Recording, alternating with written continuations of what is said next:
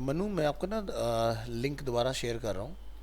एक तो ये गूगल ड्राइव का हमने आपको लिंक शेयर किया है, और एक हमने आपको अपनी प्लेलिस्ट जो हम लोग क्लास करते हैं ना, तो जैसे मान लो कोई ऐसा पार्ट है कि आपने क्लास अटेंड किया लेकिन घर जाते आते आप भूल जाते हो, तो वो मैं वीडियो रिकॉर्ड करके उसमें डाल देता हूँ, तो वहाँ से आप देख सकते हो अपनी चीज़ें। तो मेरे ख्याल से अब हमारे बैच के सभी लोग पूरे हो चुके हैं। बाकी जो 3 लोग नहीं आ रहे थे उनको हमने डिसकंटिन्यू कर दिया इस बैच में। तो अब हम लोग आज एक बार अपना लास्ट रिवीजन देखेंगे और आगे बढ़ते हैं फिर, ठीक है। तो अभी तक की जो पीछे अगर हम लोग ये 5 क्लास देखते हैं, इसमें जो भी हुआ है थ्योरेटिकल पार्ट, हम उस थ्योरी पर काम नहीं करेंगे, हम प्रैक्टिकल पढ़ेंगे पूरा HTML पहले, और फिर हम लोग थ्योरी को लेटर ऑन डिस्कस कर लेंगे, तो सबके लिए नया हो जाएगा, ठीक है। तो चलिए देखिए, HTML का हमने लास्ट क्लास में इंट्रोडक्शन डिस्कस किया था, तो मैं एक बार वो फाइल आपके सामने ओपन कर लेता हूँ। ये लोकेशन हो गया हमारा 12/2/130, ये देखिए, ठीक है। तो ये फाइल जो मैंने आपको भी गूगल ड्राइव का लिंक शेयर किया उसके अंदर अवेलेबल है, ठीक है। और हम एक काम करते हैं यहाँ से, क्योंकि जब रिपीट हो ही रहा है सब कुछ, तो अब हम बाकी चीज़ें रखते भी नहीं हैं गूगल ड्राइव के ऊपर।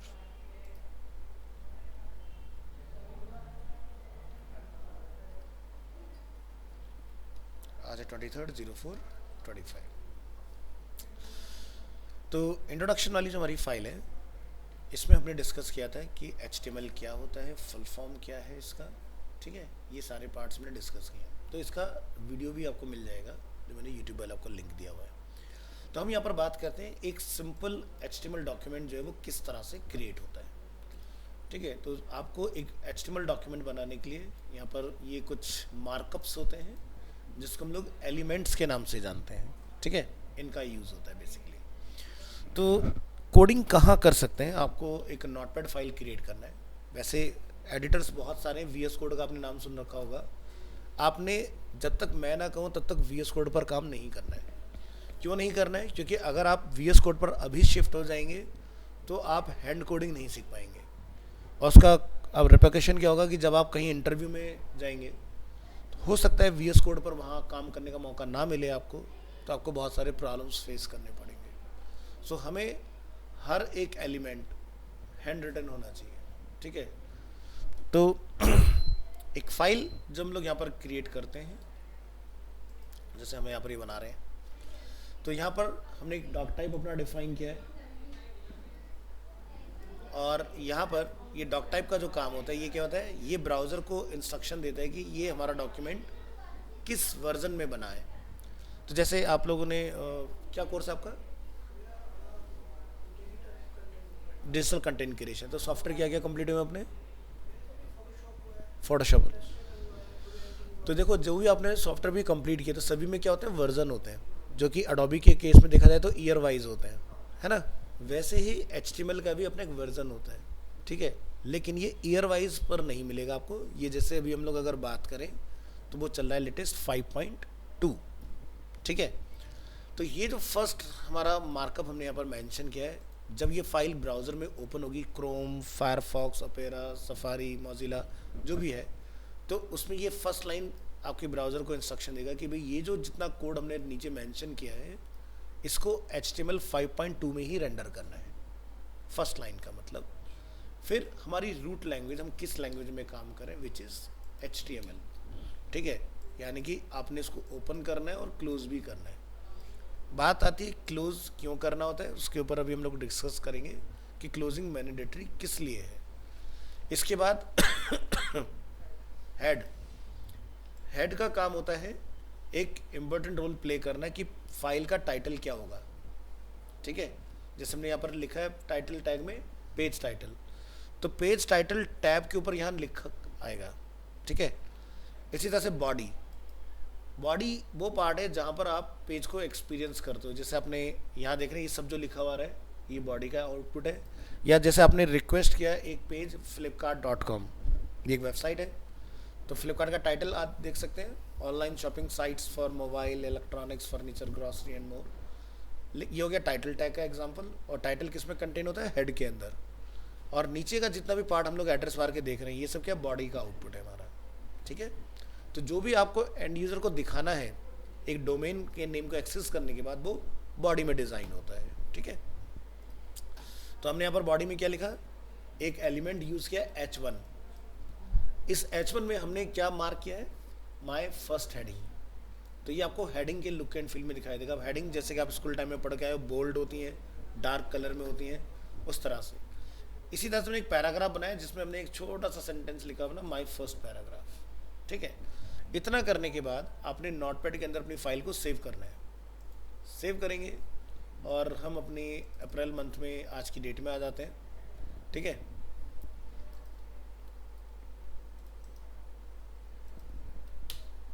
आज हो गया जैसे 23/04/25 और हमने इस फाइल को यहाँ पर नेम डिफाइन कर देना है। जैसे हमने लिखा like first class extension dot HTML।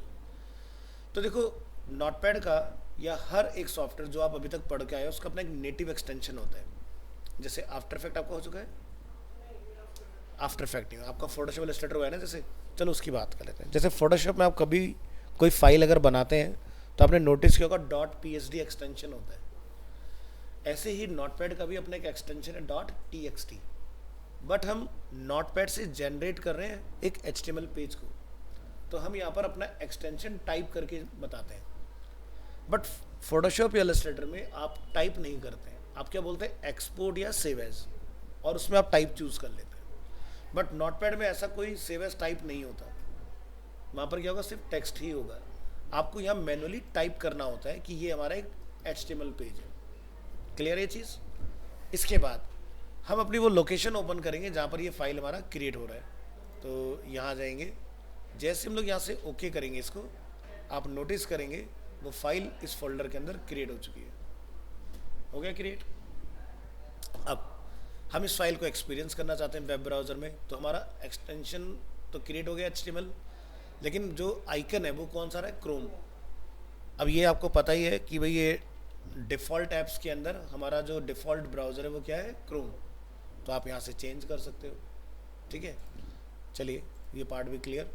Double click करते हैं और पेज को हम लोग एक्सपीरियंस करते हैं। तो टाइटल देखो क्या लिखा रहा है, पेज टाइटल, यही लिखा था ना हमने यहाँ पर, my first heading my first paragraph.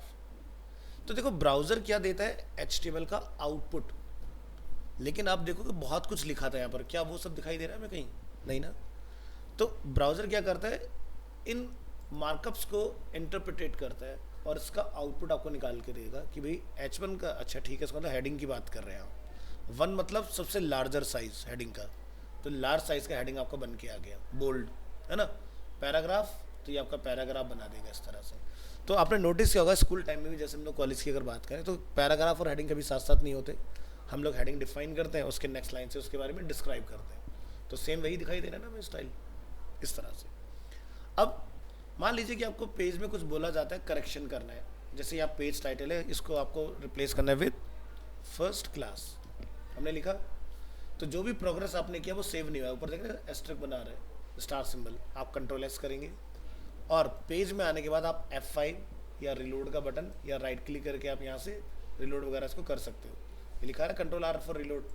तो हमने रिफ्रेश किया, देखो पेज का टाइटल क्या हो गया, समझ में आया। नोटपैड फाइल में कुछ भी चेंजेस करोगे उसके बाद में Ctrl+S करना है और ब्राउजर में आके रिफ्रेश करना है उस चेंजेस को देखने के लिए। ये पार्ट क्लियर अच्छे से। इसके बाद जब हमने अपनी फाइल को सेव किया तो हमने यहाँ पर नेम लिखा था first class, first then space then class. इससे क्या होगा कि जब आप ब्राउज़र के एड्रेस में देखेंगे URL में, तो क्या लिखा रहा है फर्स्ट, और जो स्पेस था वो क्या लिखा रहा है %20। ऐसा नहीं होना चाहिए, ठीक है। आपने कोई भी वेबसाइट आज तक अपना याद हो ढंग से विजिट किया हो तो सारे URL स्मॉल में होते हैं, कभी भी अपर केस नहीं होता। किसी वेबसाइट का नेम अपर केस नहीं होता, किसी ईमेल को हम लोग किसी को अगर भेजते हैं तो अपर केस में नहीं होता, सब लोअर में होता है और विदाउट स्पेस होता है। जैसे एग्जांपल के तौर पर हम यहाँ देख रहे हैं फ्लिपकार्ट, जो कि ऑलरेडी ओपन है, तो इसके नेम में कोई स्पेस नहीं है क्योंकि पूरा एक ही कीवर्ड है। बट हम बात करते हैं अरीना मल्टीमीडिया, तो अरीना और मल्टीमीडिया दोनों के बीच में स्पेस जहाँ है वहाँ पर क्या लिखा है, डैश हाइफन, स्पेस नहीं हो सकता, है ना। तो हमें भी इस बात का ध्यान रखना है कि ये %20 अगर यूआरएल में आ गया, ऐसे पेज को गूगल इंडेक्स नहीं करता है, ना ही ऐसे पेज का एसईओ हो सकता है। एसईओ मतलब सर्च इंजन ऑप्टिमाइजेशन, यानी कि इस तरह के पेज को अगर कोई गूगल में सर्च करेगा तो इसका कोई रिजल्ट नहीं आएगा, ठीक है। और हम वेबसाइट बना किस लिए रहे हैं, ताकि वो गूगल में रैंक हो।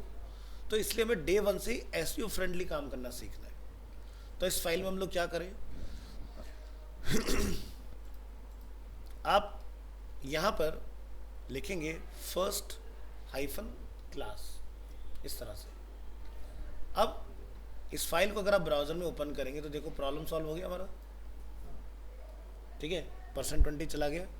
अभी भी एक प्रॉब्लम है कि ये जो फर्स्ट क्लास है वो ऐसे होना चाहिए, स्मॉल में। ये बिल्कुल करेक्ट अप्रोच है एक फाइल को बनाने का, ऐसे सब कुछ स्मॉल होता है, ठीक है। सब कुछ हमें स्मॉल में रखना है। फाइल का एक्सटेंशन .htm या html कोई भी चला सकते हो, दोनों ही पॉसिबल हैं इसके अंदर। तो यहाँ तक बात क्लियर हुआ अच्छे से कि डूज एंड डोंट्स क्या है।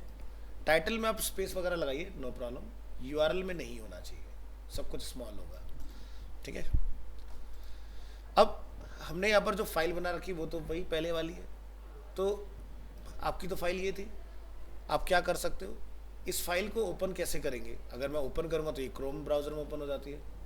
इसका तरीका क्या होता है, right click, open with notepad, या फिर आप नोटपैड को पहले से लॉन्च कर लें और यहाँ से इसको ड्रैग एंड ड्रॉप कर लें।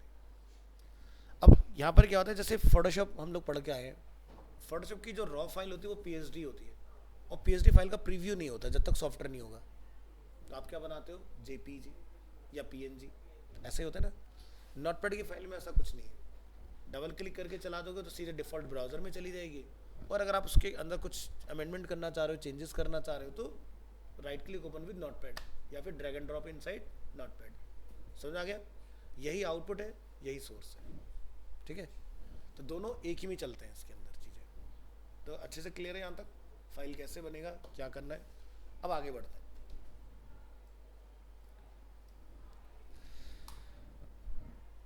तो इंट्रोडक्शन में एक नज़र डाल लेते हैं, यहाँ पर हम लोग समझ लेते हैं, और रिपीट ही कर देता हूँ ताकि यहाँ से सब लोग बिल्कुल फ्रेश जर्नी लेके चलो।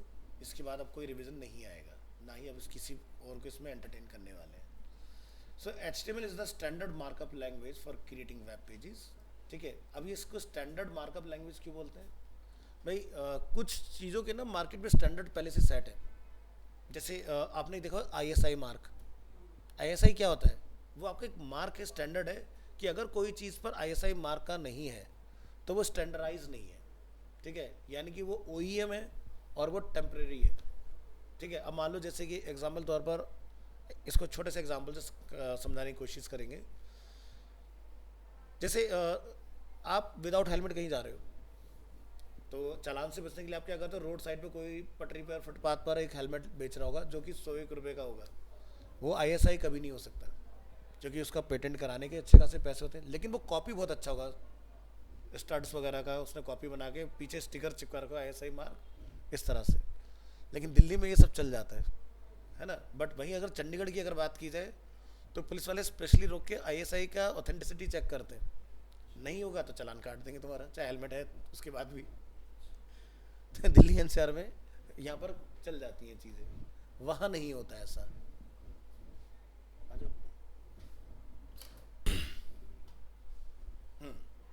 तो एग्जाम्पल समझ आया, स्टैंडर्ड। अब ये कोडिंग में अगर हम लोग बात करें स्टैंडर्ड मार्कअप क्या है भाई, अगर एक वेबसाइट बनाने की बात हो रही है तो HTML एक स्टैंडर्डाइज लैंग्वेज है। बिना HTML के आप किसी भी वेबसाइट को ब्राउज़र में डिस्प्ले नहीं करा सकते हो, ठीक है। अब जैसे एक एग्जांपल जो कि मैं कई बार रिपीट कर चुका हूँ, दोबारा से समझाने की कोशिश करूँगा कि भाई मेरे पास बहुत ही बढ़िया क्वालिटी का कंटेंट वीडियो फॉर्म में या ऑडियो फॉर्म में अवेलेबल है ना। ऑडियो फॉर्म में वो कोई पॉडकास्ट हो सकता है, वीडियो फॉर्म में कोई वो मूवी हो सकती है। लेकिन क्या फ़ायदा जब मेरे पास कोई वीडियो या ऑडियो प्लेयर ही ना हो, आप उसका एक्सपीरियंस कैसे करोगे। वही सेम चीज़ कि आप चाहे दुनिया की किसी भी लैंग्वेज में किसी वेबसाइट को बना लो, लेकिन उसको प्रीव्यू आप HTML के थ्रू ही करा सकते हो, क्योंकि ब्राउज़र इंटरप्रेटेट जो करता है चीज़ों को, जो अंडरस्टैंड करता है, डिकोड करता है, वो इन्हीं एलिमेंट्स के थ्रू ही करता है। ठीक है, समझ आ गया स्टैंडर्ड मार्कअप क्यों है इसका नाम। यानी कि अब मैं इसको अगर लेमन लैंग्वेज में अगर मैं इसकी थ्योरीज आपको समझाऊं, HTML is a web publishing language and every web developer or designer should have a basic understanding of it। अब अगर कोई वेब डेवलपर है, ठीक है, तो वेब डेवलपर सीधे बैकएंड लैंग्वेजेस सीखते हैं, जैसे PHP, ASP, JSP, React, Node, है ना। अब वेब डिज़ाइनर जो होता है वो HTML से अपनी जर्नी शुरू करता है। अब अगर वो कोई बैकएंड डेवलपर होगा तो वो डिपेंड करता है फ्रंट एंड डिज़ाइनर के ऊपर, कि जब तक कोई मेरे पास डिज़ाइनर नहीं होगा तब तक मेरा कोड काम नहीं करेगा, क्योंकि वो तो लॉजिक बना के देगा और उसको इम्प्लीमेंट HTML फ्रंट एंड वाला करेगा। इस प्रॉब्लम को ख़त्म करने के लिए एक प्रोफाइल बना दिया गया मार्केट के अंदर कि भाई आज की डेट में चाहे बैक एंड हो या फ्रंट एंड हो, दोनों को इसकी नॉलेज एक स्टैंडर्ड होनी बहुत ज़रूरी है, क्योंकि आप एक छोटी सी चीज़ का आउटपुट लाने के लिए वेब डिज़ाइनर के ऊपर डिपेंड नहीं कर सकते हैं। ठीक है, तो जैसे सबसे पहली जो हमारी डेजिग्नेशन निकलती है वो होती है वेब डिज़ाइनिंग, यानी कि वेब डिज़ाइनर। फिर आता है फ्रंट एंड डिज़ाइनर, ठीक है, फिर आता है फ्रंट एंड डेवलपर, फिर आता है बैक एंड डेवलपर, फिर आता है फुल स्टैक डेवलपर। अभी इतने सारे मैंने नाम जो लिए सब क्या है भाई। वेब डिज़ाइनर जो होता है उसको खाली HTML, CSS, जावास्क्रिप्ट, इन सब चीज़ों की नॉलेज होती है, बूटस्ट्रैप वगैरह की। अब जैसे ये बच्चे भी हमारे यहाँ काम कर रहे हैं, इनका फुल कोर्स कंप्लीट हो चुका है, ये पीछे अपना टेस्ट दे रहे हैं आज। ठीक है, इनको टास्क मिला हुआ है, एक ई-कॉमर्स की वेबसाइट बना रहे हैं और एक ट्रैवल की वेबसाइट बना रहे हैं, ऐसे है ना वीर। अब क्या है कि दोनों को बनाना वेबसाइट ही है, लेकिन दोनों के पर्पस जो है वो अलग अलग है। एक प्रोडक्ट सेलिंग के लिए बना रहा है, दूसरा भी प्रोडक्ट सेलिंग के लिए बना रहा है, लेकिन टूर एंड ट्रैवल के पैकेजेस, लाइक जैसे कि मेक माई ट्रिप, समझ गए। अब क्या है कि अगर इनको ई-कॉमर्स के 20 या 30 प्रोडक्ट अगर लगाने हैं, जो कि दिखाना पड़ेगा सैंपल के तौर पर, तो एक वेब डिज़ाइनर को 20 से 30 प्रोडक्ट लगाने पड़ेंगे मैनुअली। बट जो इन्होंने बैकएंड सीखा हुआ है, जैसे कि PHP, React, Node, ठीक है, उसमें क्या फ़ायदा होगा इनको कि ये एक प्रोडक्ट बनाएंगे, बैकएंड से उसका इंटीग्रेशन कर देंगे, तो ऑटोमेटिकली उस एक के 1000, 1,20,000 जितने मर्जी प्रोडक्ट बना लूँगा। जैसे इसका बेस्ट एग्जांपल समझाते हैं फ्लिपकार्ट के थ्रू। भाई हम फ्लिपकार्ट के अंदर एक कैटेगरी में आते हैं, जैसे कि टी शर्ट्स। फ्लिपकार्ट के पास 15,931 टी शर्ट्स अवेलेबल है एट प्रेजेंट। ठीक है, अब एक वेब डिज़ाइनर अगर ये काम करेगा तो उसको 15,931 टी शर्टें बनानी पड़ेंगी कोडिंग के अंदर, एक कार्ड, दो कार्ड, तीसरा कार्ड, चौथा कार्ड। तो पहली पहली बार करोगे तो एक्साइटमेंट में बड़ा अच्छा लगेगा, लेकिन अब आप सोचो कि हर दिन आपका यही काम होगा तो कैसा लगेगा। आप एक दिन कहोगे भाई मैं कर क्या रहा हूँ, है ना, मैं ये करने के लिए तो नहीं आया था। तो आपको मिलता है फिर क्या, फ्रंट एंड डेवलपमेंट का पार्ट। यानी कि अगर मनु एक फ्रंट एंड डेवलपर है, वो क्या करेगा, एक कार्ड डिज़ाइन कर देगा इस तरह से सारे, कि फोटो यहाँ आएगी, टाइटल यहाँ होगा, ब्रांड यहाँ होगा, प्राइस यहाँ होगा, ऑफर चल रहा है तो अलग होगा, अगर कोई डील वगैरह चल रही है उसके ऊपर तो वो साइजेस क्या क्या है। अब मनु ने एक लॉजिक ऐसा लिख दिया, तो क्या है, जितनी भी टी शर्टें होंगी उनके ब्रांड नेम वगैरह सब बदलते रहेंगे, फ़ोटो चेंज होती रहेगी, सबका प्राइस अलग अलग आता रहेगा, अपना आप उतनी टी शर्टें बन के तैयार हो गई। तो ये जो हम लोग देख रहे हैं, इतनी टी शर्टें एक एक करके नहीं डाली गई, एक कार्ड डिज़ाइन हुआ और बैकएंड से इंटीग्रेशन करके वो अपना आप ही डुप्लीकेट हो जाता है सारा कुछ। इसको हम बोलते हैं लूप करना डेटा को। जैसे हम लोग प्रोग्रामिंग पढ़ेंगे तो उसके अंदर एक हम लोग टर्म पढ़ेंगे लूप।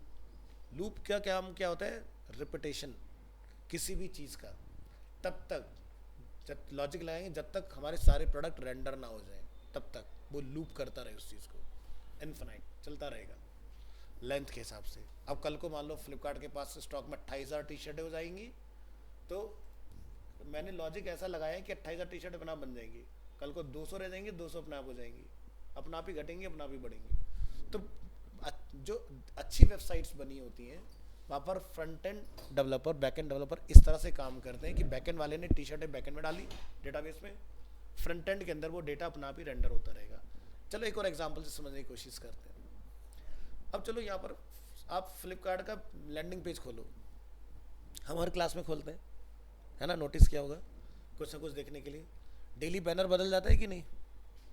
अब क्या इन्होंने फ्लिपकार्ट ने एक बंदा ले रखा है कि वेब डिज़ाइनर की भाई तुम ना डेली ऑफर बदलते रहो बैठ के उसमें, ऐसा नहीं है।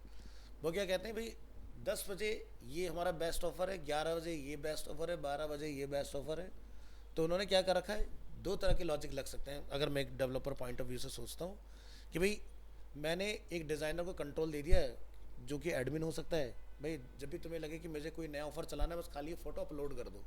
कैसे? जैसे व्हाट्सएप में आप प्रोफाइल पिक्चर चेंज कर देते हो, इतना आसान है यहाँ पर बैनर बदलना। या फिर भाई मैं इस साइट को अगर मैनेज कर रहा हूँ और मैं डेवलपर हूँ, तो डेवलपर तो कुछ भी कर सकता है ना, जो सोचो वो उसके पास समाधान है उस चीज़ का।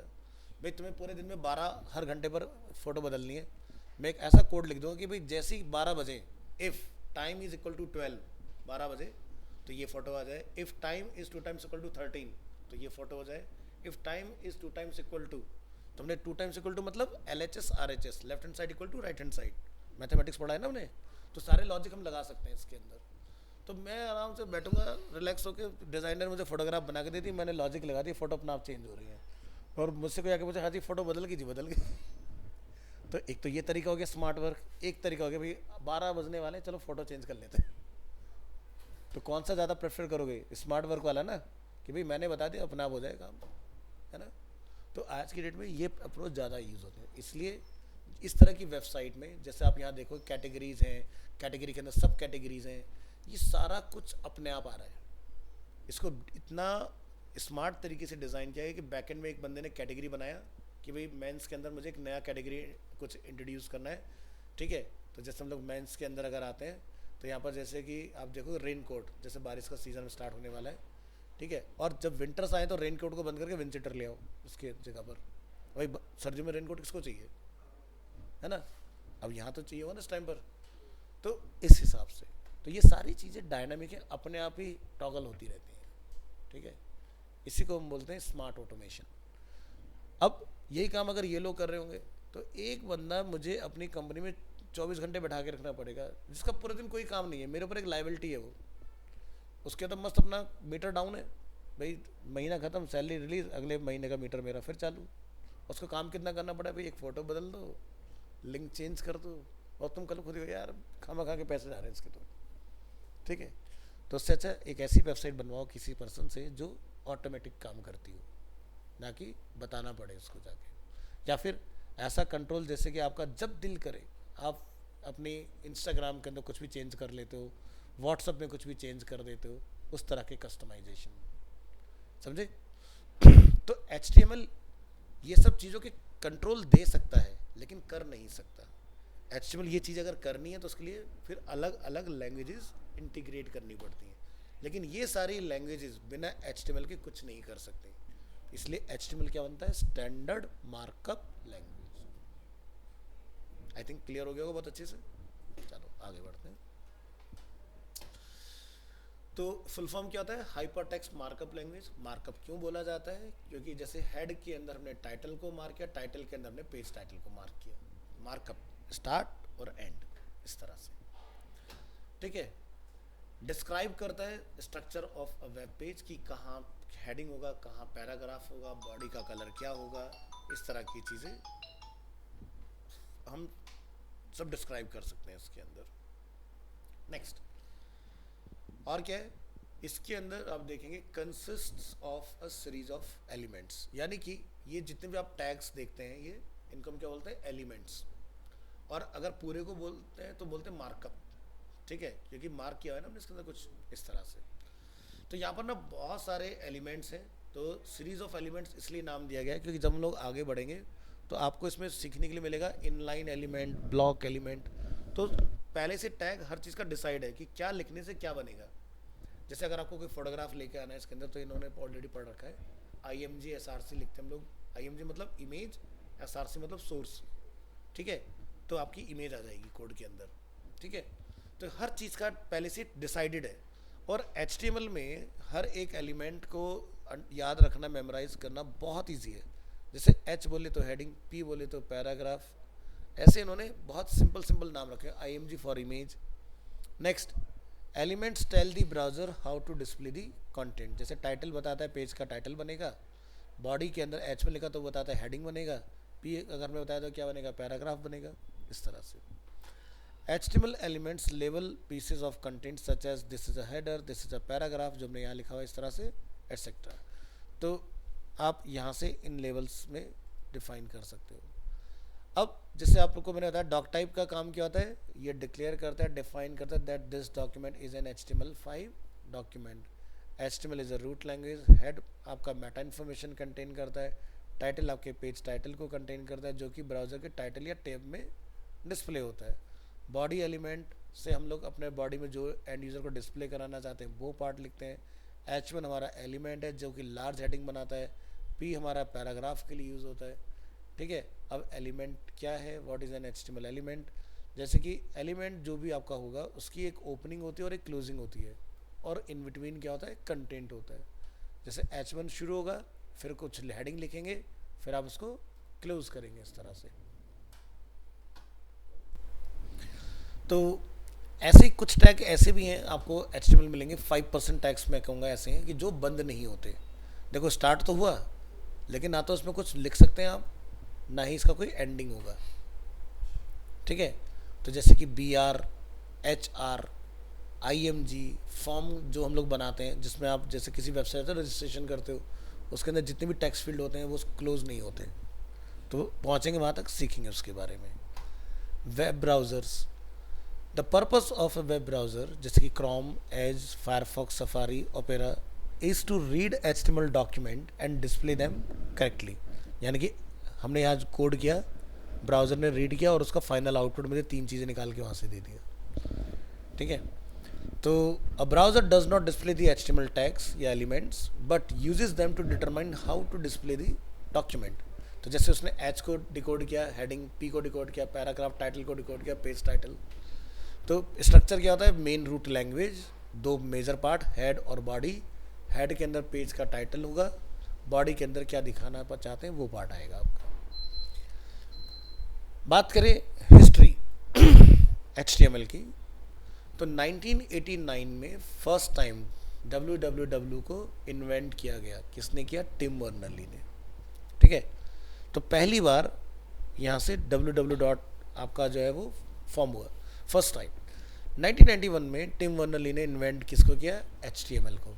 जब www इन्वेंट हो गया तो उन्होंने बनाया एक स्टैंडर्ड लैंग्वेज। फिर 1993 एक और पर्सन जिनका नाम है डेव रैगेट, उन्होंने बनाया HTML का 1 वर्जन।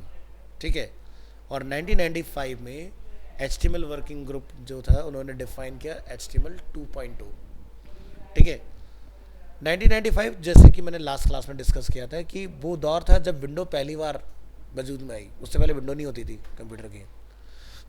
और 1997 में W3C world wide web consortium, इसकी फुल फॉर्म है, उन्होंने रिकमेंड किया कि भाई अब से लोग जो है अगर वेबसाइट बनाएंगे तो वो वर्जन 3.2 यूज़ करेंगे। तो ये प्रोजेक्ट 1997 में W3C के पास चला गया। ठीक है, उसके बाद से लेकर टिल डेट तक जो भी उसके अंदर एडिशन या अल्ट्रेशन हो रही है वो W3C राइट्स को रिजर्व करता है उसके अंदर। 1999 में W3C ने रिकमेंड किया कि भाई अब आप एक नए वर्जन पे काम करेंगे विच इज़ 4.01।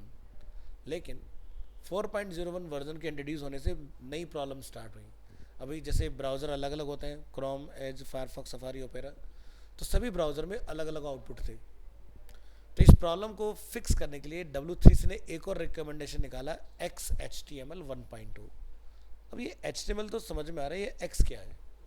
X मतलब extensible hypertext markup language. HTML full form होती है हाइपरटेक्स्ट मार्कअप। X मतलब एक्सटेंसिबल। एक्सटेंसिबल में क्या होता है, XML मिक्स होती है। अब XML भी एक और लैंग्वेज है जैसे HTML है, लेकिन XML इतना यूज़र फ्रेंडली है कि इसमें जो भी आप टैग लिखोगे, मार्कअप लिखोगे, वो यूज़र डिफाइन होता है। मतलब आपने एक टैग बनाया फादर, फादर को क्लोज कर दिया। आपने उसके अंदर बनाया मदर, मदर को क्लोज कर दिया। उसके अंदर आपने बनाया चाइल्ड, चाइल्ड को क्लोज कर दिया। यानी कि XML फाइल जब भी आप बनाओगे उसका नाम रख लो आप कुछ भी untitled.xml, बट उसके अंदर लिखना क्या है वो मेरी मर्जी है। ऐसा कोई भी एलिमेंट नहीं जो पहले से लिख के दिया हो कि ये लिखना है आपको, कुछ नहीं, जो मन करे वो बना लो। जैसे मान लो कि आप देखते हो बहुत सारे ऐसे म्यूजिक प्लेयर अवेलेबल हैं जहाँ पर आपने नोटिस किया होगा लिरिक्स आते हैं। नोटिस किया ऐसा कुछ कि आप जैसे एग्जांपल के तौर पर थोड़ा सा आउट ऑफ द बॉक्स है बट समझाने की कोशिश करते हैं।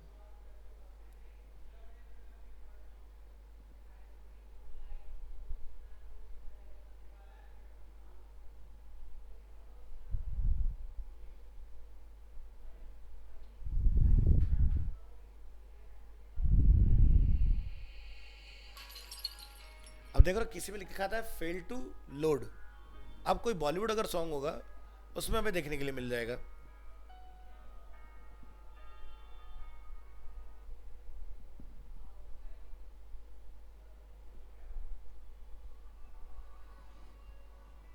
लिखा रहा है जो जो लाइन बोला जाएगा सिंगर के थ्रू वो लाइन एक्टिव होता जाएगा।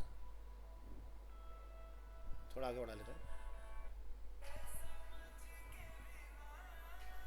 ये कैसे पॉसिबल है? एक्सएमएल के थ्रू। अब उसको ये कैसे पता कि कब कौन सी लाइन को एक्टिव करना है? तो हमने जो हमारा म्यूजिक है, अब म्यूजिक हर एक सेकंड पर चल रहा है ना, वॉइस ओवर जो आ रहा है, तो हमने एक्सएमएल के अंदर वो टाइम मैच करके वो लाइन लिख दी। जैसे वो सेकंड मैच होता है वो लाइन एक्टिव होती चली जाती है, डेटा चलता जा रहा है। तो एक्सएमएल में कुछ भी करा सकते हैं हम लोग, ठीक है। अब यहाँ पर जो ये एक्सएमएल है इसका क्या काम था? एक्सएमएल को स्टैंडर्डाइज करने से ये फ़ायदा हुआ कि आपका बहुत सारे जो प्रॉब्लम थे, जैसे ये क्यों लाया गया था पहले वो जानो। जब HTML 4.0 रिलीज़ हुआ तो जो रिजल्ट पहले सभी ब्राउज़र में कॉमन था अब वो कॉमन नहीं रहा। वो ऐसा हुआ कि एज में कुछ और है, सफारी में कुछ और है, फायरफॉक्स में कुछ और है। तो W3C ने एक साल के अंदर अंदर अपडेट निकाला XHTML।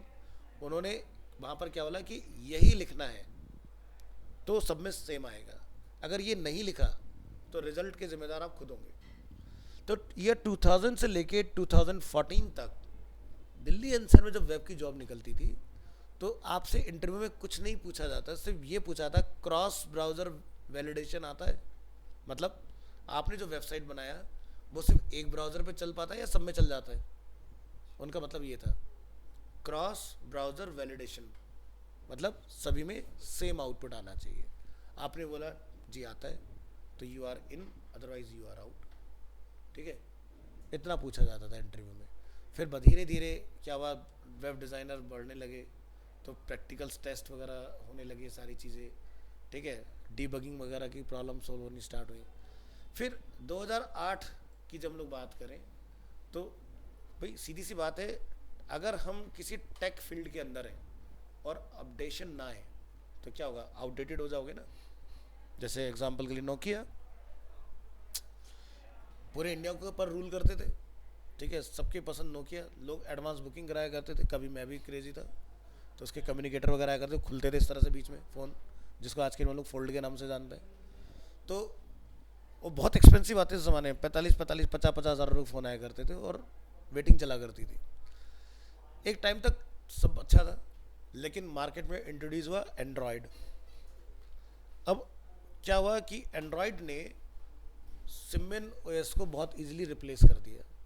ऐसा क्यों हुआ भाई? आज तक क्या था कि फ़ोन के अंदर जो ऑप्शंस हैं हम वही चला पा रहे हैं, यानी कि सॉफ्टवेयर जो है वही आप यूज़ कर सकते हो, लेकिन मुझे अपना खुद का कुछ डालना हो तो मैं डाल ही नहीं सकता।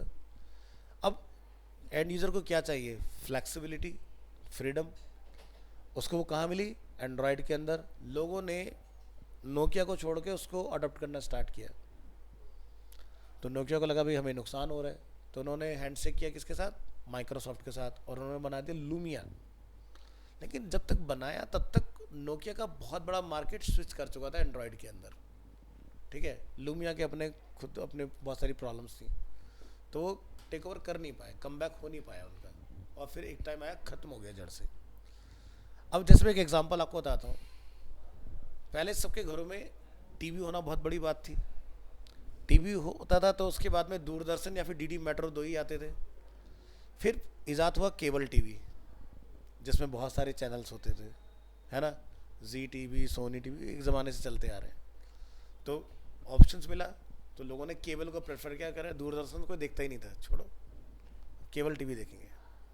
अब क्या हुआ, केबल टीवी को लोग, जहाँ ब्लैक एंड वाइट होता था, कलर होता था, तो उसके डिमांड अलग हुआ करती थी। फिर दौर बदला, प्लाज्मा टीवी आ गया, स्क्रीन थोड़ी बड़ी होती थी। फिर दौर बदला, एलईडी टीवी, एलसीडी आया। फिर बदला वक्त, फिर क्या आ गया, एलईडी। कंजप्शन बहुत कम, स्क्रीन काफ़ी ब्रॉड जैसे कि हम लोग देख रहे हैं, सब कुछ सही है। फिर बना स्मार्ट टीवी। अब केबल टीवी देखना बड़ा अच्छा लगता था, लेकिन बड़ी मुसीबत है। मान लो यार तुम टीवी देख रहे हो और तुम्हारी मम्मी कहती जा बेटा बाहर से कुछ ले आ, बड़ा गुस्सा आता है यार कि क्लाइमैक्स चल रहा है और मेरे को उठा रहे हैं बीच में, है ना, बस अभी जा रहा हूँ। अब तुम्हारा भी उधर ज़्यादा ज़रूरी चल रहा है, उधर हो सकता है उनका काम भी बहुत ज़्यादा ज़रूरी हो, तो मन मार के फाइनली चलो ठीक है चले जाते हैं, मम्मी ने बोला है, मजबूरी है। अब हमारे पास क्या आ गया उसका replacement, smart TV. Smart TV जब आया और केबल टीवी के अंदर जब ट्रांसफॉर्मेशन हुआ तो उसमें आया लाइव टीवी को हम लोग पॉज कर सकते हैं।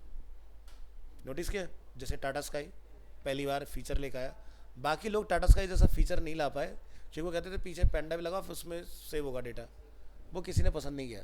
जो लेकिन टाटा स्काई के यूज़र है जैसे मैं रहा हूँ, तो हमारे उसमें क्या होता, 2 टीवी की hard drive set top box के अंदर ही होती थी लगी हुई, और डेटा उसमें रिकॉर्ड हो जाया करता था। इवन दो कि मैं अगर यहाँ बैठा हूँ ऑफिस में और मुझे लगता है कि आज कुछ बढ़िया मैच आने वाला है और मैं घर पे हूँ नहीं इस टाइम पर, तो मैंने यहाँ से फ़ोन से रिकॉर्डिंग ऑन कर दिया, घर पे रिकॉर्ड हो गया ये फीचर।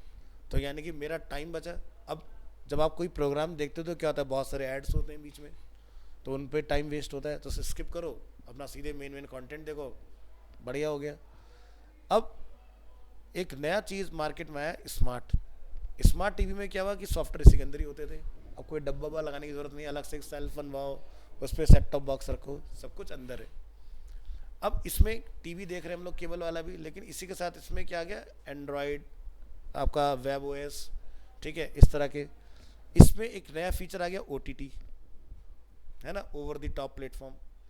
अब केबल टीवी कौन देखता है, ठीक है, बड़े बूढ़े देख रहे होंगे, सीनियर सिटीजन करके। हम तो क्या था भैया, ऑफिस से अगर हम घर गए, टाइम बचा है, 1 घंटा है मेरे पास, तो मैं अपनी पसंद का कंटेंट देखूंगा, ना कि वो जो केबल टीवी दिखाना चाहता है। तो समझ रहे हो ना, यानी कि जहाँ पर यूज़र को अपना कुछ मिलेगा कि भाई मैं ये कर सकता हूँ, वो नहीं कि जो तुम उस पर थोप रहे हो मैं वो करूँगा, तो इसलिए रिप्लेसमेंट आता है। तो ओटीटी ने केबल को ही रिप्लेस कर दिया। आज की डेट में घर में अगर कोई टीवी लेकर आता है तो घर पे छतरी नहीं लगवाता वो, टाटा स्काई या एयरटेल डीटीएच, वो कहता है भाई इसी में सब्सक्रिप्शन लेंगे, काम खत्म। फ़ायदा भाई, ख़राब वेदर हो गया जैसे अभी आंधी तूफान चल रहे हैं आजकल, तो मेरा नेटवर्क का कोई प्रॉब्लम नहीं, नेट आ रहा है अपना, सब चीज़ें चलती रहेंगी। अब किसी का अगर ब्रॉडबैंड होगा तो उसका वायर कहीं हो सकता है आंधी तूफान में टूट जाए, लेकिन अगर तुम्हारा छत पे एंटीना लगा हुआ है ब्रॉडबैंड का, तो तुम्हारा वो भी जैसे जियो एयर फाइबर, प्रॉब्लम वो भी खत्म। समझ गए ना। तो ये है टेक्नोलॉजी, यानी कि जहाँ पर चीज़ें बदलती जाए। अब लोग, बहुत सारे लोग जो ब्रॉडबैंड को प्रेफर नहीं कर रहे, वो कहते हैं जियो एयर फाइबर लगाओ या एयरटेल का सीधा सीधा एंटीना लग गया, नेट चालू, मौसम कितना ख़राब, बर्फ़ पड़े, जो मर्जी हो, नेटवर्क अपने आ रहे हैं सेटेलाइट से। लेकिन सेटेलाइट टीवी के साथ प्रॉब्लम क्या होता है कि भाई जब उसका पूरा सिग्नल प्रॉपर नहीं आता है, वो डिस्टर्ब होता है, तब आपका नहीं चलता, वो फेल हो जाता है ड्यू टू बैड वेदर, या मे बी तुम्हारा कुछ और प्रॉब्लम है, वो लिख के सिग्नल मैसेज आता रहता है वहाँ पर, इस तरह की चीज़ें। केबल टीवी वाले के साथ प्रॉब्लम कि भाई क्या कहते हैं, हो सकता है कि लाइट लंबे टाइम के लिए चलेगी तो उसके पास बैकअप, इलेक्ट्रिसिटी बैकअप इतनी देर का नहीं है, तो तुम्हारे यहाँ केबल बंद हो गया, ठीक है। और हो सकता है उसका बैकअप हो लेकिन सिग्नल इतनी ज़्यादा पुअर है, क्योंकि उनकी फ्रिक्वेंसी ज़्यादा होती है, बड़ा एंटीना होता है केबल वालों का, तो वो ज़्यादा अच्छे से कवर करते हैं एरिया को, लेकिन फिर भी उसमें क्या होगा, अटक अटक के चलेगा। तो ये सारी प्रॉब्लम को ख़त्म कर दिया गया। तो देख रहे हो ना जर्नी की, मतलब टेक्नोलॉजी कैसे पुरानी टेक्नोलॉजी को रिप्लेस करती है, यानी कि हर चीज़ में रेवोल्यूशन चाहिए ही चाहिए। तो वही सेम चीज़ है कोडिंग के अंदर कि भाई यहाँ से जर्नी स्टार्ट हुई और यहाँ तक आते थे कितना कुछ बदल गया। सोचो कि जो आज आप HTML पढ़ रहे हो वो 2008 में आया था मार्केट के अंदर, और स्टैंडर्डाइज कब हो जाके 2014 में।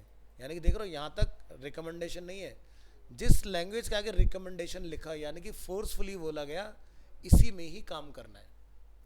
तो यानी कि 2000 से लेके 2014 तक, यानी कि 13 तक सिर्फ क्या चला, XHTML, और यहाँ से रिकमेंडेशन आया 2014 से HTML5 का, और 14 के बाद इसमें माइक्रो बग्स फिक्स हुए, और लास्ट अपडेट क्या था हमारा 2017 5.8, टू 17 से लेके टिल डेट तक कोई चेंज नहीं है और हम HTML 5.2 में ही काम कर रहे हैं। ठीक है, अब ये बिल्कुल एकदम स्टैब्लिश है बढ़िया से, किसी भी ब्राउज़र में आप देखो एक जैसे आउटपुट आपको मिलेगा। ये नहीं कि एज में कुछ है, फायरफॉक्स में कुछ है, सफारी में कुछ है, नहीं, सब एक जैसा है। क्योंकि लेकिन ये प्रोजेक्ट स्टिल अभी भी एक्सपेरिमेंटल ही है। मैंने लास्ट क्लास दिखाया था ना, अगर नोटिस किया आपने, अगर हम लोग W3C में आते हैं, यही है वो कंपनी जिसकी हम लोग बार बार बात करें, W3C। तो यहाँ पर आप नोटिस करेंगे क्या लिखा रहा है, HTML5 एक्सपेरिमेंटल, यानी कि अभी भी इसमें बहुत सारी पॉसिबिलिटीज़ हैं। 6 शायद आए ही ना, अगर आएगा तो बहुत लेट आएगा, क्योंकि आप देख सकते हैं ना 2008 से लेकर टिल डेट तक तभी आया नहीं, 16 साल हो चुके हैं, है ना, 17वां साल चल रहा है ये चीज़। तो अच्छे से इंट्रोडक्शन समझ में आ गया बढ़िया से। तो ऐसा ही मैंने कुछ पुरानी वीडियोस में भी समझाया था, तो ये हमारा इंट्रोडक्शन यहाँ पर ओवर हो जाता है। अब HTML में हम लोग क्या क्या कर सकते हैं, जैसे कि आपने नोटिस किया कि हमारा टाइटल हमें समझ में आ गया, फाइल को किस तरह से सेव करना है, सब कुछ स्मॉल में लिखना है, नेम में स्पेसिंग नहीं होगी, सब क्लियर अच्छे से। अब आपने नोटिस किया कि फोटोशॉप जब पढ़ रहे थे आप, तो जब भी आप कोई न्यू डॉक्यूमेंट बनाते हो क्या होता है, वाइट कलर से आता है, इलस्ट्रेटर में सेम है, अदर सॉफ्टवेयर में भी सेम ही मिलता है आपको। वैसे ही हमारा बॉडी जो होता है वो डिफ़ॉल्ट वाइट कलर से ही वेलकम करता है। अगर आप कलर चेंज करना चाहते हैं तो ये देखो, ये क्या है, एलिमेंट्स यानी कि मार्कअप। ठीक है, आपको इसमें कुछ भी अगर चेंज करना है तो आपको इसके अंदर एट्रीब्यूट बताने पड़ेंगे। जैसे एट्रीब्यूट क्या होता है भाई, मान लो मनु जो है एक पर्सन है, एक एलिमेंट है ना। अब मनु के एट्रीब्यूट्स क्या है, उसके शॉर्ट हेयर, उसकी ब्राउन आइज, उसका स्किन टोन, है ना, ये क्या हुए, एट्रीब्यूट हुए। तो अब हमने लिखा here, here is a attribute, लेकिन here equal to inverted quote में मैं लिख रहा हूँ शॉर्ट हेयर, वो क्या हो, एट्रीब्यूट वैल्यू। मैं लिखा attribute I, I equal to किस तरह की आईज हैं, ब्राउन है या आपकी जैसे बोलते हैं ना कि एक सेकेंड,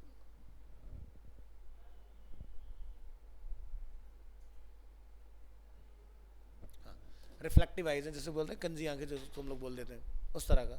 तो या जैसे स्किन है तो स्किन किस तरह का आपका, तो इस तरह की चीज़ों को हम लोग क्या बोलते हैं, एट्रीब्यूट। तो जैसे बॉडी है, बॉडी का डिफ़ॉल्ट कलर क्या है जो हमें वेलकम कर रहा है, वो वाइट है। मैंने यहाँ लिखा बीजी कलर, बैकग्राउंड कलर, तो ये क्या हुआ, एट्रीब्यूट हुआ। अब कलर का अगर मैं नाम डाल दूंगा वो क्या हो जाएगा, एट्रीब्यूट वैल्यू।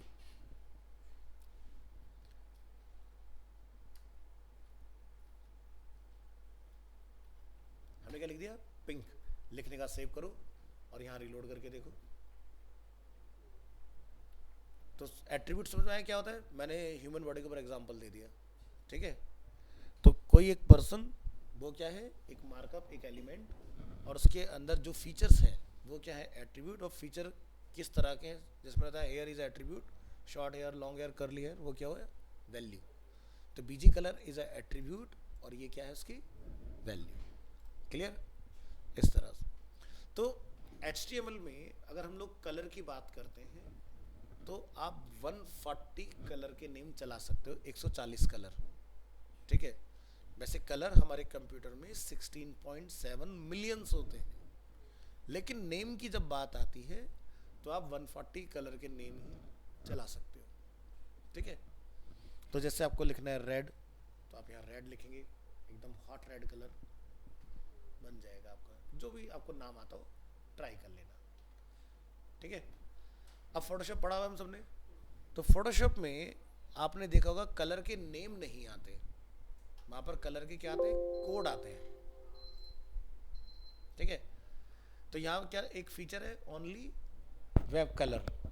इसका क्या मतलब है, देखो ध्यान से देखना, अगर मैं अपना पिकर मूव करता हूँ तो वैल्यू में एक बहुत ड्रास्टिक फ्लक्चुएशन होता है, भयंकर, है ना। लेकिन जब मैं वेब कलर ऑन करता हूँ, अब आप देखो कितना ही पिकर मूव करो, क्या कोई चेंजेस हो रहा है, नहीं हो रहा है ना। अब ये जो कलर है इस तरह से, अगर मैं नीचे से लेकर ऊपर तक जाता हूँ तो ये मात्र 216 कलर है। अगर आप काउंटिंग कर लोगे तो ये कितने कलर है, 216 कलर। तो अगर हम HTML में इस कलर कोड की बात कर रहे हैं, नेम के अकॉर्डिंग 140 कलर, कोड के अकॉर्डिंग 216 कलर। लेकिन जिस दिन हम CSS सीखना स्टार्ट करेंगे, हम यहाँ पर जितने भी ये कलर्स देख रहे हैं सबको चला सकते हैं। ठीक है, अब मैंने आपको एक टर्म बोला कि कंप्यूटर में 16.7 मिलियंस कलर होते हैं, ये बोला ना। ये कैसे कैलकुलेट होता है? देखो, अगर ज़ीरो होता है तो क्या होता है, ब्लैक कलर बनता है। और अगर मैं यहाँ लिखता हूँ 255 255 255 तो क्या बनता है? तो सारे कलर जो हैं इन दो रेंज के बीच में ही आते हैं। ठीक है, 0 पर ब्लैक, 255 पर वाइट। लेकिन कंडीशन क्या, तीनों में इतना ही होना चाहिए। तो 255 और 0, यानी 0 भी एक कलर बना रहा है, तो 0 0 नहीं, यानी कि नंबर हो गया। तो इसको अगर हम लोग राउंड फिगर में देखते हैं तो बोलते हैं 256 कलर। तो अब अगर हम कैलकुलेटर चलाएं, मैं रेड के 256 को मल्टीप्लाई कर देता हूँ ग्रीन के 256 से, और इसको मैं मल्टीप्लाई कर देता हूँ ब्लू के 256 से, तो कितने कलर बने हमारे पास? 16.7 मिलियंस कलर। समझ गए? तो ये कैलकुलेशन इस तरह से आती है। तो इतने नंबर ऑफ कलर हैं हमारे पास, कभी नहीं ट्राई करेंगे हमने इतने। हमें मेजर कलर हम लोग पहचानते हैं, yellow colour, green colour, blue colour, pink colour, लेकिन उनके भी बहुत सारे वेरिएंट होते हैं। अब जैसे आप लोग फोटोशॉप पढ़ के आए हो तो आपने एक चीज़ पढ़ा होगा वहाँ पर, शेड और टिंट्स पढ़ा है ना। शेड क्या होता है और टिंट क्या होता है? देखो, मान लो हम रेड कलर में हैं, ये रेड के शेड हैं, डार्कर और लाइटर। ये टिंट है, टिंट हमेशा ब्राइट की तरफ जाता है। ठीक है, शेड हमेशा डार्कर की तरफ चलते हैं। समझ गए ना? तो नीचे की तरफ शेड, ऊपर की तरफ टिंट। ठीक है, इस तरह से काम करती हैं चीज़ें। तो ये क्लियर हो गया।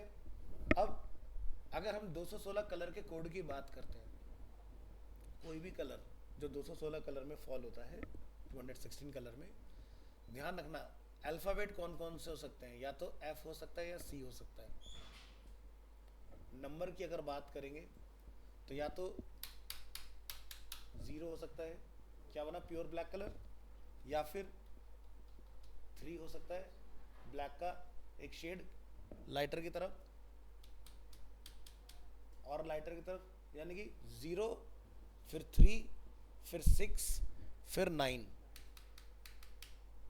ठीक है, 9 के बाद कोई नंबर नहीं होता, फिर C होता है, और C के बाद F होता है। तो देखो, हमने पूरी लाइन यहाँ से यहाँ तक पूरी कर ली अपनी, इस तरह से। ऐसे अगर हम लोग ब्लैक पर हैं, ठीक है, हम यहाँ पर लिखते हैं ब्लैक। अब आप ऊपर जाओ तो क्या बना, 0 का आगे 3, ये बन जाएगा। 3 के आगे अगर मैं यहाँ लिख दूँ 6, 6 के आगे 9, 9 के आगे C, और C के आगे। क्लियर? तो ध्यान रखना, अब आप इसमें कोई भी कॉम्बिनेशन चला लो। जैसे लेट्स से मैंने यहाँ क्लिक किया तो क्या दिख रहा है, या तो 3 है या C है। ABCDEFGH नहीं हो सकता। लेकिन जब 16.7 मिलियंस कलर की बात करोगे तो यहाँ सब कुछ मिलेगा। क्या लिखा रहा है, B भी है, A भी है, 2 भी है, 7 भी है, 4 भी है, 2 भी है। जबकि हमने क्या पढ़ा, 0 3 6 9 C और F। तो आप जब इस तरह के कलर चलाते हो तो कभी भी ये कोड इस्तेमाल नहीं हो सकता, फिर आपके RGB के कोड चलेंगे CSS के अंदर। ठीक है, HTML में ये कोड चलता है। समझ गए? तो ध्यान रखना, जब तक हम HTML पढ़ रहे हैं, 140 कलर के नेम और 216 वेब सेफ कलर। अगर HTML की बात हो रही है, CSS के तो जो मर्जी चलाओ, CSS सारे कलर सपोर्ट करता है। अगर आपने कोई भी ऐसा कलर डाल दिया जो वेब सेफ नहीं है, इसके पास अलग होगा, तुम्हारे पास अलग होगा, मेरे पास अलग होगा। सबके कंप्यूटर में क्या होता है, कलर इंजन होता है। अब मान लो कि इसके कंप्यूटर में NVIDIA का ग्राफिक कार्ड लगा हुआ है, तुम्हारे पास ATI का है, मेरे पास इंटेल का डिफ़ॉल्ट है, तो सबके कलर अलग हो जाएंगे, सेम नहीं होंगे। और जब हम कोई वेबसाइट बनाएंगे तो ऐसा तो चाहेंगे नहीं कि भाई सबके अलग अलग आए।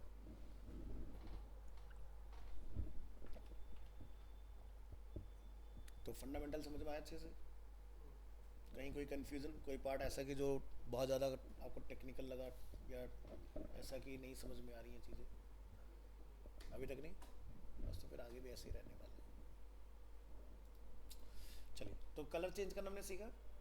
तो अब जैसे ये तो एक खैर एक एग्जांपल हो गया, बट हम सारी चीज़ें जो हैं, जैसे फर्स्ट क्लास हमारा हो गया एग्जांपल के लिए। अब जैसे हमें कोई फाइल बनाना है, तो मैं यहाँ लिख दूंगा change BG colour extension dot HTML, और यहाँ पर जाके हम लोग डिफाइन करेंगे BG colour equal to colour का नेम, लेट्स से पिंक हमने डिफाइन कर दिया। देखो, हर एक टॉपिक की मैं अलग फाइल बना के दूंगा ताकि आपको पहली फाइल से लेके सारी चीज़ों का पता हो अलग अलग। अगर मैं अभी सब एक जगह मिक्स कर दूंगा ना, तो आपको समझ नहीं आएंगी चीज़ें, क्योंकि अभी हमारा वो लेवल नहीं है। लेकिन आगे जाके हमें सबको मिलाना है एक जगह। क्यों? क्योंकि तभी तो एक फाइनल आउटपुट बन के तैयार होगा। क्योंकि एक वेबसाइट जब आप बनाओगे तो उसमें टेक्स्ट भी होता है, हेडिंग भी होता है, बैकग्राउंड कलर भी होता है, ग्रेडेंट भी होते हैं, इमेजेस भी होते हैं, ऑडियो भी होते हैं, वीडियोस भी होते हैं। ठीक है? अब YouTube जैसी वेबसाइट के अंदर अगर वीडियो ही ना दिखाई दे तो कोई इसका सेंस बनता है? नहीं ना। तो इसी तरह से किसी वेबसाइट को अगर आप एक कंप्लीट बनाना चाहते हो तो सारी चीज़ होना ज़रूरी है। ले मैंने एग्जांपल में समझते हैं भाई, घर में अगर मुझे पनीर बटर मसाला बनाना है तो खाली पनीर से काम चल जाएगा? कितना खा पाओगे? कुछ भी नहीं, ज़्यादा ज़्यादा 4-5 क्यूब खा लोगे। उसका कोई नहीं, यार मज़ा नहीं आ रहा। ग्रेवी भी चाहिए, उसके अंदर प्रॉपर आपके मसाले स्पाइसेस होना बहुत ज़रूरी है। जो सारी चीज़ें मिलाओगे तभी तो एक बढ़िया सी डिश बन के तैयार होगी। सेम वही चीज़ है यहाँ पर भी। तो अकेला यहाँ कोई भी एलिमेंट कुछ नहीं करता, लेकिन सब एक दूसरे को मिलकर कॉम्प्लीमेंट करते हैं। समझ गए? बट अभी हम एक एक एलिमेंट को अलग अलग समझेंगे, बाद में फिर एक साथ मिला के कुछ फाइनल प्रोडक्ट बनाएंगे, जैसे ये बच्चे बना रहे हैं पीछे। ठीक है? तो हमने डिफाइन किया चेंज बीजी कलर फाइल, और ये देखो फाइल हमारी यहाँ पर आ चुकी है इस तरह से। इसको हम यहाँ से ओपन करेंगे, कलर अपना चेंज हो चुका है। अब मान लीजिए मुझे यहाँ पर कोई कोड रन करना है, आपको लिखना है कोड चलाने के लिए हैश टैग। हैश मतलब हेक्सा डेसिमल, क्योंकि जो आप कोड डालोगे वो 6 डिजिट का होता है। नोटिस किया? ठीक है? तो यहाँ पर जो भी आप कलर बनाना चाहें वो आप डिफाइन करें कोड, और ब्राउज़र में जाके क्या बोलेंगे, रीलोड। एग्जैक्ट वही कलर बन के आया जो मैंने यहाँ पे लिखा था। ठीक है? सेम वही कलर। तो इस तरह से आपका कोड चल सकता है। ठीक है? इसको हम लोग नेम दे देंगे चेंज बीजी कलर। इसी तरह से अगर आप बैकग्राउंड में इमेज डालना चाहते हो, चेंज बीजी इमेज। हमने उसी फाइल को सेव एज किया।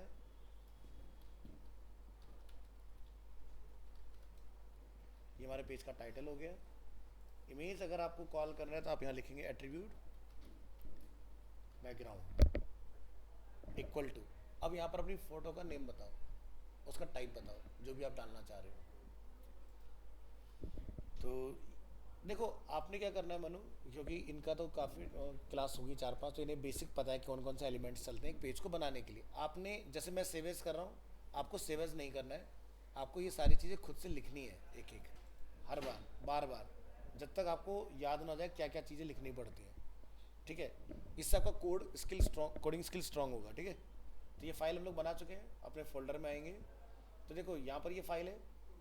तो बहुत सारे स्टूडेंट क्या करते हैं कि इमेज यहीं पर ही पेस्ट कर देते हैं। अब इमेज और कोड सब मिक्स हो गया एक जगह। अब कल को आपको फिल्टर करना होगा तो फिर आप यहाँ पे टाइप में जाके चेंज करोगे। तो सही तरीका क्या होता है, एक पहले फोल्डर बनाओ। क्या नाम रखेंगे? इमेजेस। क्योंकि एक वेबसाइट जब बनाओगे तो एक इमेज तो होगी नहीं, मल्टीपल होंगी, तो इमेजेस रखना है। और अगर हाँ जनरली पूरी वेबसाइट में एक ही इमेज लगी, वैसे ऐसा होगा नहीं, तो इमेजेस नहीं रखना है, इमेज ही रखना है नेम। ठीक है? इसके बाद जो भी इमेज आपको लगता है कॉल करनी है,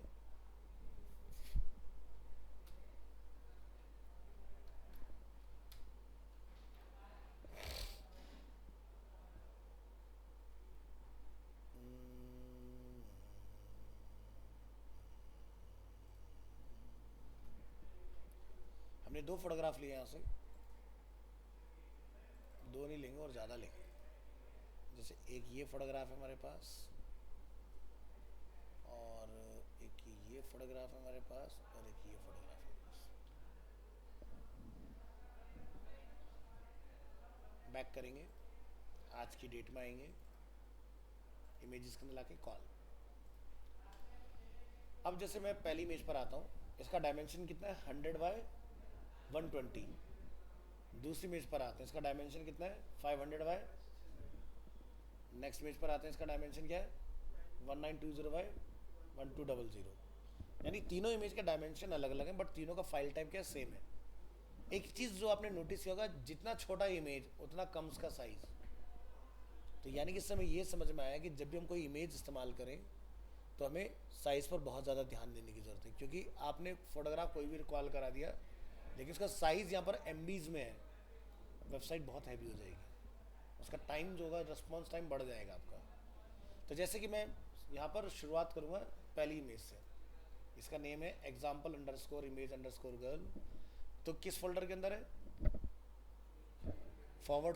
/ इमेज का नेम, उसका एक्सटेंशन। अब इस फाइल को हम यहाँ से वेब ब्राउज़र में रन करेंगे। क्या हुआ, इमेज छोटी थी और ब्राउज़र बड़ा था, तो ब्राउज़र को आपने कमांड क्या दिया कि भाई बैकग्राउंड में इमेज को फिल करो, तो वही तो हुआ है ना। अब इमेज छोटी है तो वो उसने रिपीट करना स्टार्ट कर दिया उस चीज़ को। वहीं पर अगर मैं दूसरी इमेज का रेफरेंस लेता हूँ और मैं यहाँ पर आके इस कोड को अपडेट कर देता हूँ इस तरह से, अब रिपीटेशन कम हो गए।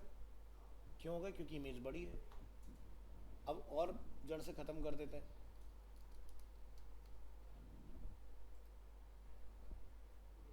क्योंकि इसका रेजोल्यूशन आपने देखा था 1920/1200 था। समझ में आया। यानी कि अगर मैंने कमांड दिया है ब्राउज़र को कि बैकग्राउंड में इमेज डालना है, तो क्या होगा, वो इमेज को फिल कर देगा। अब वो तुम्हारा फॉल्ट है, इमेज छोटी है या बड़ी है, तो वो तुम्हें फिक्स करने की ज़रूरत है। अगर इमेज छोटी होगी तो रिपीटेशन होगा, अगर इमेज थोड़ा बड़ी होगी तो कम रिपीटेशन होगा, अगर इमेज आपकी स्क्रीन से बड़ी होगी तो रिपीटेशन होगा ही नहीं। समझ में आ गया ना अच्छे से। तो ये मैंने तीनों डेमो क्यों दिए, ताकि जब आप अपने घर पर ये प्रैक्टिस कर रहे हो सकता है कि मैं बड़ी इमेज डाल दूँ, आप तो देख लिया कि भी अच्छा इमेज कॉल हो गए, लेकिन आपने घर में बड़ी इमेज ना लेके छोटी इमेज ले ली और आपके साथ हो गया रिपीटेशन का गेम। भाई मेरा ऐसा क्यों आ रहा है, सर का तो ऐसा नहीं आ रहा था। तो मैंने आपको पहले बता दिया ना कि छोटा हो रहा है तो क्यों हो रहा है, या रिपीटेशन हुए तो क्यों हुए, और नहीं हुआ तो क्यों नहीं हुआ। क्लियर है ना अच्छे से ये चीज़।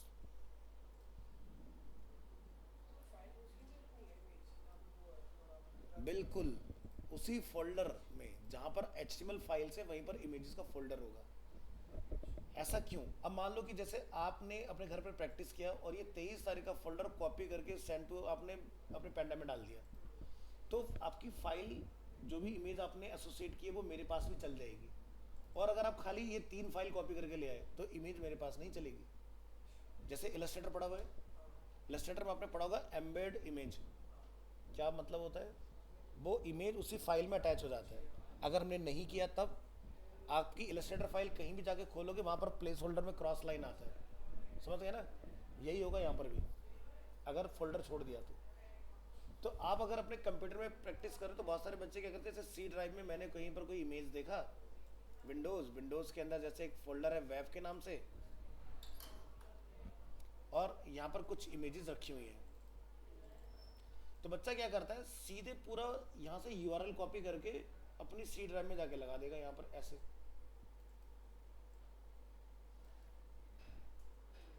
अब ये तुमने अगर लिख दिया इस तरह से कहानी पूरी, तो ये तुम्हारे कंप्यूटर में ही चलेगा, मेरे पास नहीं चलेगा वो चीज़।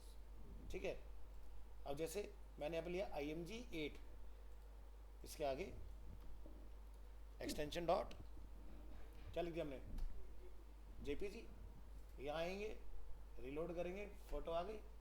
अब ये फाइल अगर मैं तुम्हें दे दूँ, तुम चला रहे हो विंडो 11, मैं चला रहा हूँ विंडो 10, हो सकता है फोल्डर का नाम ही ना हो, तो फ़ोटो कहाँ से आएगी, नहीं आएगी ना।